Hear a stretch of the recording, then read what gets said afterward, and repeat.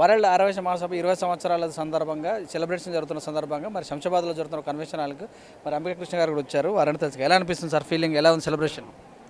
చాలా మంచి కార్యక్రమం నిర్వహిస్తున్నారు. వామ్ పెట్టి 20 సంవత్సరాలు అయిందంటే నాకే చాలా ఆశ్చర్యంగా ఉంది. నిన్నగాక మొన్న పెట్టినట్టుగా ఉంది.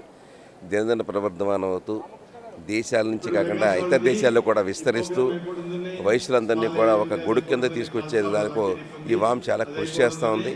ఆ కృషి చాలా అభినందనీయం. ఇవాళ 5,000 మంది వస్తారనుకుంటే సుమారుగా 8,000 మంది వచ్చారని చెప్పి నేను ఇప్పుడే విన్నాను. నాకు చాలా ఆశ్చర్యాన్ని ఆనందాన్ని కూడా కలిగించింది.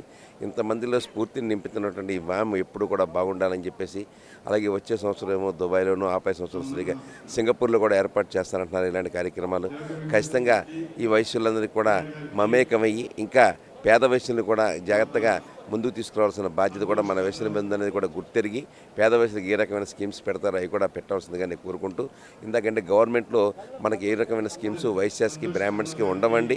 కాబట్టి వైశ్యాస్ని మనమే పెంచుకోవాలి, మనమే వాళ్ళని పెంచుకోవాల్సిన బాధ్యత ఉంది. కాబట్టి ఆ దిశగా కూడా ప్రయత్నం చేయాల్సిందిగా నేను కోరుతున్నాను.